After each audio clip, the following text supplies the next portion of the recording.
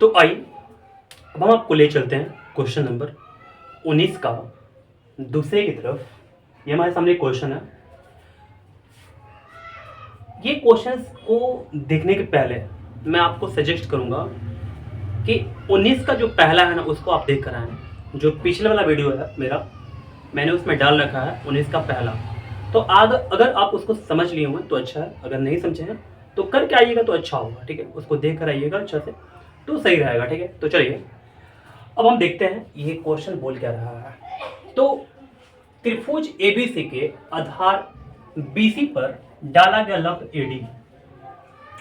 हमारे पास एक त्रिभुज है ए बी सी नाम का, इसके आधार बीसी, बीसी जो आधार है ना, पर डाला गया लंब देख सकते हैं, ये डाला गया लंब एडी, एडी है वाला। भुजा बीसी को, ये जो भुजा बीसी है ना, इसको डी पर प्रतिच्छेद करता है। डी पर क्या करता है? प्रतिच्छेद करता है। तो दूसरा नंबर क्वेश्चन बोला आप, जो सिद्ध करना है मुझे, यदि B D equal to 1/3 C D दे, यानी कि इसका मतलब क्या हुआ, अच्छा समझिएगा थोड़ा ध्यान से। ठीक है, बी डी जो है ना, बी डी यहां पर बी डी जो है किसके इक्वल है? अगर सी डी का 1/3 करें, इसका मतलब समझते हैं क्या? यानी कि सी डी जितना बड़ा छड़ी है ना, उसको 3 भागों में बांटिए, वो भी बराबर बराबर। तो एक जो छड़ी हो निकल कर आएगा वो बीडी के बराबर होगा। ठीक है, ये पूरा कहने का मतलब ये है। मैंने आपको इतना तक समझा दिया। अब चलिए आगे बढ़ते हैं। तो हमको सिद्ध करना है, सिद्ध कीजिए कि 2CA² equal to 2AB² plus BC²। चलिए ठीक है, कर देंगे सिद्ध, कोई दिक्कत नहीं है। हाँ, आपको मैं थोड़ा रुक कर बताऊं कि जब भी सिद्ध करने के लिए बोलता है तो हम लोग क्या क्या करते हैं, और मैंने पहले भी आपको बता रखा। तो देखिए, दिया हुआ लिखते हैं, फिर इसके बाद सिद्ध करना है जो उसको लिखते हैं, और इसके बाद प्रमाण लिखना स्टार्ट करते हैं। तो इस क्वेश्चन में आपको डायरेक्ट यहाँ पर प्रमाण नजर आ रहा होगा। आप बोलेंगे कि कहाँ गया दोनों चीज, यानी कि दिया हुआ है ये कहाँ आपने लिखा, और जो सिद्ध करना है वो कहाँ लिखा। ठीक है, तो मैंने जो 19 का 1 था, ठीक है, उस वीडियो में मैंने आपको बता रखा है, तो आप जा करके वहां पर देख सकते हैं। ठीक है, तो चलिए हम डायरेक्ट देखते हैं प्रमाण से। ठीक है, मैंने यहां पर लिखा कि जो BC है ना, BC, ये BD और CD को जोड़ने के बाद मिलेगा मुझे। BD को और CD को जोड़िएगा तभी आपको क्या मिलेगा? BC मिलेगा। ठीक है, चलिए, या हम लोग ऐसा भी कर सकते हैं कि BC इक्वल टू जो BD है ना वो 1/3 CD है, तो BD की जगह पर मैं क्या करूंगा? 1/3 CD लिख कर दूंगा, प्लस CD हो जाएगा। तो BC इक्वल टू क्या हो जाएगा? इसका लसा निकालेंगे और भिन्न पर का जोड़ बनाएंगे। ठीक है, तो CD ऊपर होगा प्लस 3 CD होगा, और बटे में क्या हो जाएगा? 3 हो जाएगा। BC इक्वल टू, देखिए CD है यहाँ पर एक बार और यहाँ पर 3 बार, तो 4 बार CD, 4 CD बटे में क्या हो गया? 3। तो अगर CD को अकेला छोड़ते हैं तो 3 और 4 जो है ना वो लेफ्ट में मूव कर जाएगा, और नीचे है तो उधर आकर के राइट में, लेफ्ट में आकर के 3 जो है वो ऊपर चला जाएगा, और जो 4 है वो नीचे आ जाएगा। ये समझते होंगे आप 10th क्लास के स्टूडेंट हैं। तो 3/4 BC इक्वल टू CD हो गया हमारे पास। ठीक है, चलिए अब बढ़ते हैं हम लोग आगे। देखिए यहां पर एक चीज और दिया गया है, इसके बाद आपको यहां से लिखने के बाद यहां पर पहले यहां पर देखना चाहिए। ठीक है, इसको देखने के बाद नीचे नहीं जाना चाहिए अभी फिलहाल में। या हम लोग ऐसे बोल सकते हैं कि BC equal to BD plus CD, ये बात को मैंने यहाँ पर चिपका दिया। और अब की बार पहले मैंने BD को चेंज किया था CD के रूप में, अब के बार मैं CD को चेंज करूंगा BD के रूप में। ठीक है, तो चलिए BC इक्वल टू BD को तो BD छोड़ दिया गया, प्लस CD को मैंने BD के फॉर्म में डाला, तो कैसा होगा? देखिए CD इक्वल टू क्या हो जाएगा? 3BD हो जाएगा, नहीं क्योंकि यहाँ पर 3 नीचे में है, मतलब भाग में है, तो इधर आएगा तो गुणा में हो जाएगा, नहीं कि 3BD हो जाएगा, तो 3BD हो गया। BC equal to 3BD plus BD equal to कितना? 4BD। तो अगर BD को अकेला छोड़ते हैं तो 4 है वो लेफ्ट में आकर के भाग में हो जाएगा, क्योंकि यहाँ पर गुणा में अटैच है। ठीक है, यहाँ तक मैंने आपको बात को अच्छा से क्लियर समझा दिया। अब देखते हैं नीचे इसके बाद। अब त्रिभुज ABD में हमारे पास ABD यहाँ पर दिख रहा है, पाइथागोरस नियम लगाएंगे, ठीक है, और आपका हो जाएगा ए बी का square equal to B D का स्क्वायर प्लस ए डी का स्क्वायर। देख सकते हैं ए बी का square equal to B D का स्क्वायर प्लस ए डी का स्क्वायर, ठीक है। चलिए यहां तक समझ में आपको आ गया। या A B square equal to B D का वैल्यू हमारे पास कितना होगा, मैं क्या करूंगा ना, बी डी को बी सी के फॉर्म में चेंज करूंगा। बी डी को मैं क्या करूंगा, बी सी के फॉर्म में। तो देखिए B D equal to 1/4 B C है, 1/4 बी सी, इसका होल स्क्वायर लगाओ तो होल स्क्वायर हो गया, प्लस ए डी का स्क्वायर हो गया। यहाँ पर ए बी का स्क्वायर इक्वल टू 1/4 का स्क्वायर कितना होगा, यानी कि 1/16 बी सी का स्क्वायर हो जाएगा, प्लस यहाँ पर ए डी का स्क्वायर हो जाएगा। ए बी का square equal to A B का स्क्वायर, और यहाँ पर जो हमारे पास राइट हैंड साइड में 1/16 बी सी का स्क्वायर है, तो इसको मैं लेफ्ट में मूव कराऊंगा तो 1/16 बी सी का स्क्वायर हो जाएगा इक्वल टू ए डी का स्क्वायर हो गया। समीकरण पहला होगा, ठीक है। अब देखिएगा इतना तक काम करने के बाद समीकरण लिख दिया गया और मैं आगे बढ़ूंगा। तो अब मैं एंट्री करता हूँ ए सी डी में, ए बी डी में एंट्री मार करके मैंने यहाँ पर ये इक्वेशन तैयार किया। अब मैं बढ़ने वाला हूँ इस त्रिभुज की तरफ, ठीक है। ए सी डी में पाइथागोरस नियम से यहाँ पर मैं छूट गया है तो आप मैं लिख सकते हैं यहाँ पर ए सी डी में, ठीक है, ओके। चलिए तो ए सी डी में पाइथागोरस नियम से आपको पता है यहाँ पर सी ए है, तो सी ए का square equal to C D का स्क्वायर प्लस ए डी का स्क्वायर। ये बात समझ में आ गया। सी ए का स्क्वायर इक्वल टू, देखिए सी डी को मैं चेंज कर लूंगा, सी डी इक्वल टू हमारे पास क्या है, देखिएगा यहाँ पर C D equal to 3/4 B C. C D को बी सी के फॉर्म में डाल दीजिए, बी सी के रूप में डाल दीजिए, तो 3/4 B C square plus A D का स्क्वायर हो जाएगा। तो नीचे लिखेंगे सी ए का स्क्वायर इक्वल टू 3 का स्क्वायर 9 हो जाएगा, 4 का स्क्वायर 16 हो जाएगा, बटे में यहाँ पर ब्रैकेट में बी सी का स्क्वायर मैंने कर दिया, ठीक है, प्लस ए डी का स्क्वायर हो गया। यहाँ पर सी ए का स्क्वायर और यहाँ पर जो राइट हैंड साइड में मेरे पास दिया हुआ है इसको लेफ्ट मूव करा लेंगे तो 9/16 बी सी का स्क्वायर हो जाएगा इक्वल टू ए डी का स्क्वायर हो गया। समीकरण दूसरा हुआ, ठीक है। चलिए समीकरण 1 दिख गया मुझे और समीकरण 2 दिख गया मुझे। समीकरण 1 तथा 2 से दोनों को हम लोग क्या करते हैं, देखते हैं अच्छे से। यहाँ पर ए डी का स्क्वायर है, यहाँ पे ए डी का स्क्वायर है, तो मुझे दोनों बराबर दिख गया। और ये वाला जो है ना इसके इक्वल है और ये वाला जो है इसके इक्वल है। क्या मैं इसको और इसको इक्वल कर सकता हूं? आप बोलेंगे हाँ कर दीजिए, कोई दिक्कत नहीं है ना। तो देखिए इतना तक तो लिखे हम यहाँ पर, यहाँ चिपका दिए इक्वल टू ए डी का स्क्वायर था हमारे पास, ये जितना था, तो ए डी का स्क्वायर जो है ना यहाँ पर जो मान दिया हुआ ये दिया हुआ है, तो मैंने इसके जगह पर क्या किया, इसको चिपका दिया। समझ सकते हैं, बिल्कुल सिंपल है ना। अब देखिए यहाँ पर तो जगह नहीं है, अब इसके बाद मैं यहाँ पर देखूंगा तो चमक रहा होगा, इसको मुझे बंद करना पड़ेगा। आपको दिख रहा है, फ्लैश ऑन कर देता हूँ इसका, ओके। तो यहाँ पर इसके बाद देखिएगा ए बी का square equal to C A का स्क्वायर प्लस 1/16 बी सी का स्क्वायर माइनस 9/16 बी सी का स्क्वायर हो गया। मैंने क्या किया, ए बी को यहाँ पर ए बी स्क्वायर को लेफ्ट में छोड़ करके ये जो हमारे पास 1/16 है ना बी सी स्क्वायर, इसको मैंने राइट मूव करा दिया। बाकी सब जो कहते हैं देखिए सी ए का स्क्वायर, यहाँ पर सी ए का स्क्वायर, यहाँ पर जो लेफ्ट में था इसको मैंने मूव करा दिया राइट हैंड साइड में, तो प्लस में हो जाएगा, यहाँ पर माइनस में है। 1/16 बी सी का स्क्वायर हो गया माइनस 9/16 बी सी का स्क्वायर हो गया, ठीक है। चलिए या ए बी का स्क्वायर इक्वल टू, यहाँ पर इसका हम लोग लसा ले लेंगे तो 16 आ जाएगा, तो 16 सी ए का स्क्वायर प्लस बी सी का स्क्वायर माइनस 9 बी सी का स्क्वायर हो गया, ठीक है। इसके नीचे लिखते हैं 16 जो है ना, 16 को हम लोग लेफ्ट में ले जाएंगे तो गुणा में हो जाएगा। 16 A B square equal to यहाँ पर 16 C A square plus B C square यहाँ पर है एक बार, और यहाँ पर बी सी स्क्वायर कितना बार, 9 बार। तो एक बार में से B C square 9 B C square को घटा लेंगे, कितना आएगा, यानी कि माइनस में आ जाएगा, क्योंकि यहाँ पर 1 है यहाँ पर 9 है, 1 में से 9 घटाएगा तो माइनस में 8 आ जाएगा, तो बी सी का स्क्वायर हो गया, ठीक है। अब देखिए हम लोग इसमें से कॉमन भी कर सकते हैं, तो दोनों में हमको क्या दिख रहा है, यानी कि 8 कॉमन नजर आ रहा है। 8 को निकाल देंगे बाहर तो अंदर 2 बचा रह जाएगा, सी ए का स्क्वायर हो गया माइनस, यहाँ पर 8 तो निकल चुका तो 1 बचा रहेगा हमारे पास। यहाँ पर बी सी का स्क्वायर 1 लिखे चाहे लिखे कोई फर्क नहीं पड़ने वाला है। 8 2 का 16, यानी कि 2 A B square equal to क्या हो गया, 2 C A square minus B C का स्क्वायर हो गया। अब हम क्या कर सकते हैं, जो हमारे पास राइट हैंड साइड में था तो इसको लेफ्ट में लाएंगे तो प्लस बी सी स्क्वायर हो जाएगा। यहाँ पर 2 A B square plus B C का square equal to 2 C A का स्क्वायर, और मुझे यही साबित करना था। उम्मीद करते हैं ये क्वेश्चन नंबर 19 का दूसरा आपको अच्छे से समझ में आ गया होगा।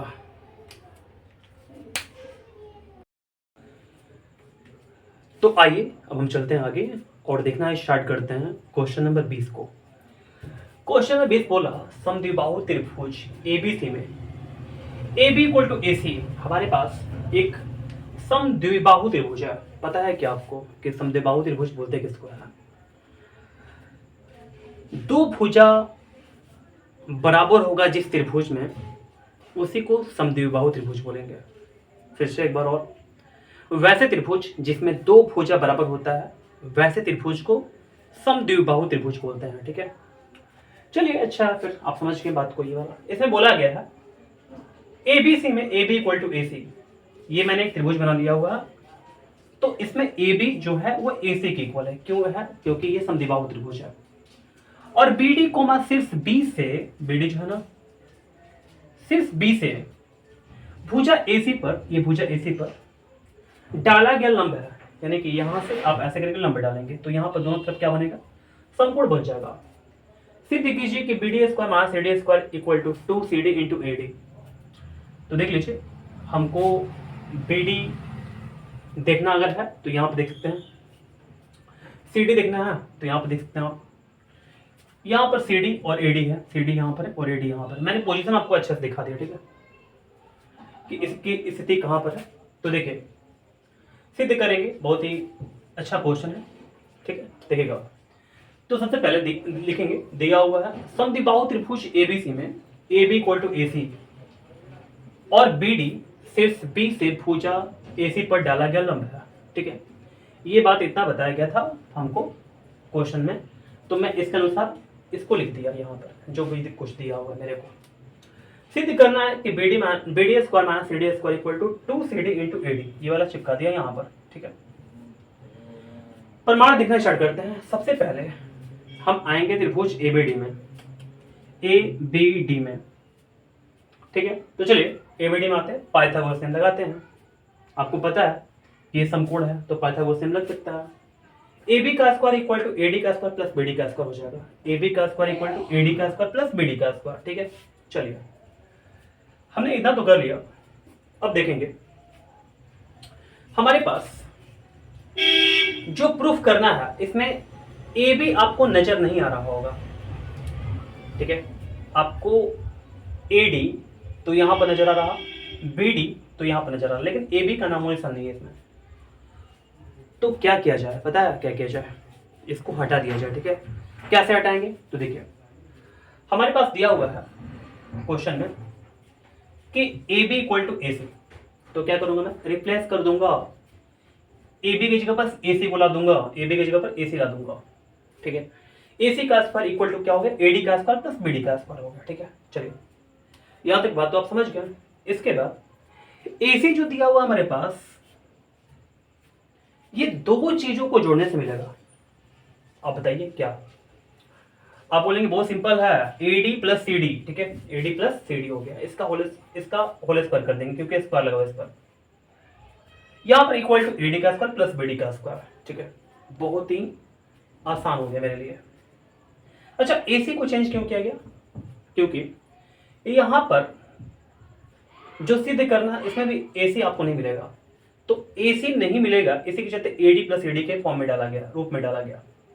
क्योंकि जो सिद्ध करना है इसमें ए डी आपको नजर आ रहा होगा, साथ ही साथ सी डी नजर आ रहा होगा, तो मेरा काम बनते चला जा रहा। ठीक है, तो मैंने कर दिया ऐसे करके। ठीक है, अब इक्वल टू जो भी दिया हुआ इसको लिख देंगे, इसको तोड़ेंगे अब हम। ए प्लस बी का होल स्क्वायर क्या होता है? A square plus B square plus 2b, ये बात आप समझ गए होंगे। इक्वल टू ए डी का स्क्वायर प्लस बी डी का स्क्वायर। ए डी का स्क्वायर और ए डी का square left hand side right hand side cancel हो जाएगा, बचा क्या? सी डी का square plus 2ad into C D equal to B D का स्क्वायर हुआ। ठीक है, आपको समझ में ये बात आ रहा होगा। अब मैं क्या करूंगा, मैं देखूंगा एक बार यहां पर, ठीक है, कि मैंने क्या क्या प्रूफ कर दिया और क्या क्या करना है। देखिए सी डी एस पर आ चुका हमारे पास, सी डी एस पर आ चुका, लेकिन यहां पर माइनस में है। ठीक है, 2ad इंटू सी डी आ चुका, 2ad इंटू सी डी आ चुका। Equal to B D square, equal to B D square, यानी कि हमको जो चाहिए इसमें ये आ चुका है, लेकिन सजाना है अभी, सजाना बाकी है, सजा देंगे, ठीक है, कोई दिक्कत नहीं है। यहाँ पर 2AD into C D right hand side में है, तो मैं इसको अकेला छोड़ दूंगा, अकेला यहाँ पर राइट हैंड साइड में है, तो मैं इसको अकेला छोड़ दिया, इसको लेकर जाएंगे उधर साइड में, तो क्या हो जाएगा, बी डी स्क्वायर पहले से बैठा हुआ है, माइनस सी डी स्क्वायर ला देंगे यहाँ पर इसके बगल में, और हमारा प्रूफ हो गया। 2CD into A D, 2CD into A D equal to B D square minus C D square, equal to B D square minus C D square. अब पता है, चाहे मर्जी है तो आप ऐसे सजा के लिखते हैं इसको कि बी डी का स्क्वायर माइनस सी डी का square equal to 2CD into A D, क्योंकि मुझे यही साबित करना है। तो उम्मीद करते हैं कि क्वेश्चन नंबर 20 आपको अच्छे समझ में आ गया होगा।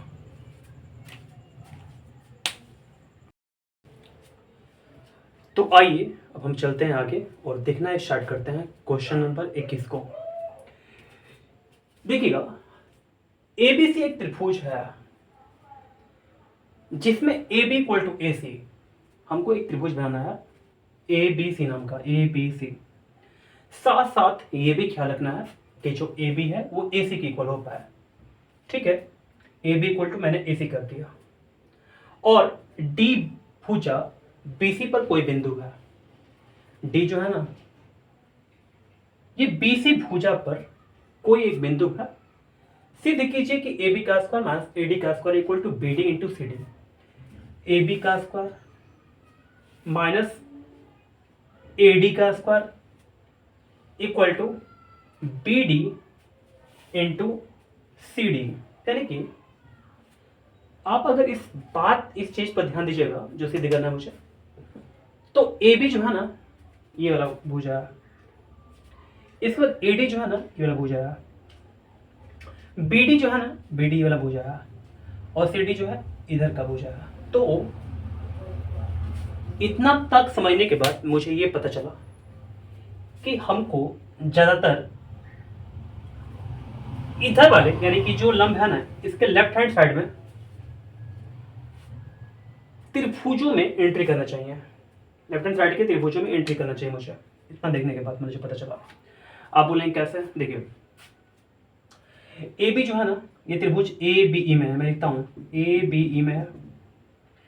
ए डी किस में है? तो त्रिभुज ए डी ई में है ना, और डी कहां पर है? त्रिभुज ए डी ई में ही है। तो मैं क्या करता हूं, पहले इस त्रिभुज में और इस त्रिभुज में आता हूं।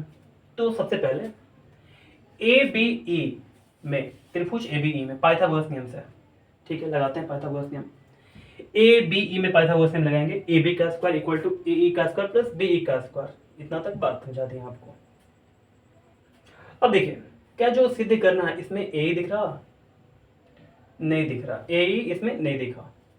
ये वाला में जो सिद्ध करना ध्यान दीजिएगा, हमने जो अभी लाया यहाँ पर ए बी का स्क्वायर इक्वल टू ए का स्क्वायर प्लस बी का स्क्वायर, तो इसमें ए ई नहीं है, ए बी स्क्वायर तो है, ठीक है, और बी भी नहीं है और ए भी नहीं है। तो मैं दोनों को हटाने की कोशिश करूंगा। तो सबसे पहले क्या करते हैं, अभी मेरे लिए बी को हटाना उतना आसान नहीं है, ये बी को हटाना उतना आसान नहीं है। मैं क्या करूंगा, ए को हटाने के लिए आगे कदम बढ़ाऊंगा। तो ए को साइड में छोड़ देते हैं। इस साइड में क्यों छोड़ा गया, और लेफ्ट में इसको मूव करा देते हैं, यानी कि ए बी का स्क्वायर माइनस बी का स्क्वायर इक्वल टू ए का स्क्वायर। ध्यानपूर्वक मेरी बातों को सुनना पड़ेगा आपको, तभी हो पाया काम। नहीं समझ में आया, पीछे हो जाइए, वीडियो को पीछे कर दीजिए और फिर से देखिए, तभी समझ में आने वाला है। तो ए का स्क्वायर हो गया, समीकरण 1 हो गया। यहाँ पर मैं क्या करूंगा, ए कैसे हटाऊंगा, मैं त्रिभुज ए डी ई में आऊंगा, और देखिएगा ध्यान से, ए डी में आ गया। यहाँ पर मैं बताता ना आपको कि ए डी में आना है, पाइथागोरस नियम से ए डी का स्क्वायर इक्वल टू ए का स्क्वायर प्लस डी का स्क्वायर। इस त्रिभुज में आकर के ए डी ई में ए डी का स्क्वायर इक्वल टू ए का स्क्वायर प्लस डी का स्क्वायर हो जाएगा, ठीक है। ए डी का स्क्वायर माइनस डी ई का स्क्वायर इक्वल टू ए का स्क्वायर। अब देखिए, यहाँ भी ए का स्क्वायर, यहाँ भी ए का स्क्वायर, और समीकरण 1 तथा 2 से अगर हम देखते हैं तो जितना हम दिया हुआ है इतना लिखते हैं। ए ई का स्क्वायर जो है ना, इसके बदले में ये चीज दिया हुआ है, तो मैं इसको यहाँ पर लिख दूंगा। अब देखिए, ए ई स्क्वायर गैप हो चुका आपका, ठीक है, ए स्क्वायर गैप हो चुका है, ठीक है। चलिए, अच्छा, ये गैप करना ही है मुझे, क्योंकि जो सिद्ध करना उसमें है ही नहीं ए स्क्वायर, तो हटाना पड़ा। ठीक है चलिए, तो ए बी का स्क्वायर, लेकिन यहाँ पर बी का स्क्वायर है और यहाँ पर ए डी का स्क्वायर है। मुझे ए डी स्क्वायर तो है लेकिन राइट हैंड साइड में है, तो मैं क्या करूंगा, लेफ्ट में मूव करा लूंगा। चलिए करा देते हैं, ए बी का स्क्वायर माइनस ए डी का स्क्वायर हो गया, और इसको मैं राइट हैंड साइड में लेकर जाऊंगा, क्योंकि बी ई स्क्वायर जो है ना इधर लेफ्ट में नहीं है, राइट में उसको छोड़ आते हैं।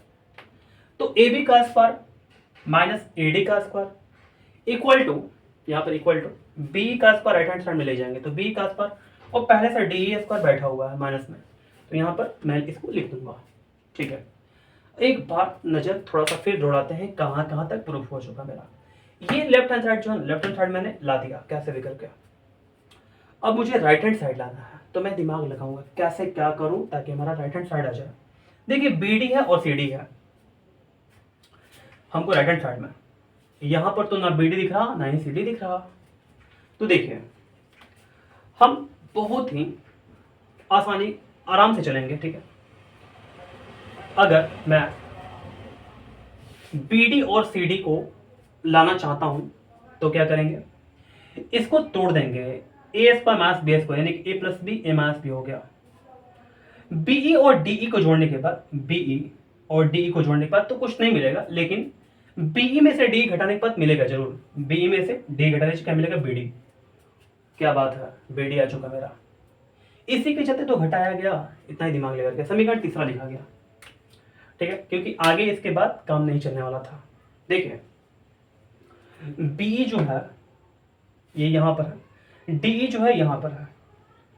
अगर मुझे सी डी लाना है, मुझे सी डी लाना है तो क्या करना पड़ेगा, सी डी लाने के लिए,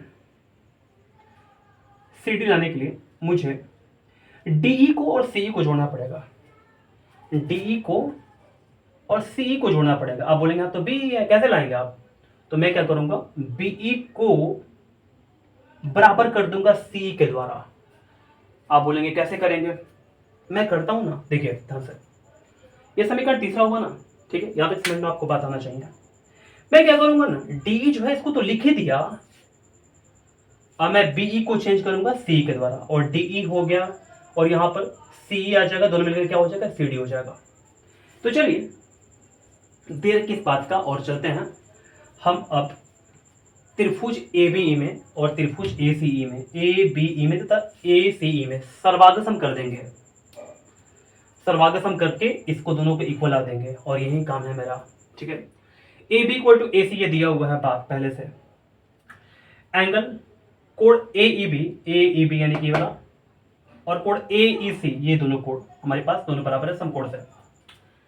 ठीक है, यहां तक बात समझिए आप। चलिए ए इक्वल टू, यहां पर ए हो जाएगा। आप बोलेंगे ए इक्वल टू ए, ये तो समझ में आ ही रहा आपको। ठीक है, ए इक्वल टू क्या हो गया, ए हो गया, ये वेनिस्ट है हमारे पास। तो इतना चीज देखने के बाद देखिए समकोण, समकोण, कर्ण, ये भी कर्ण, ओहो फिर से सुनेगा, मैंने गलती बता दिया। समकोण और समकोण दोनों त्रिभुज में एक एक करके दिखा रहा हूं।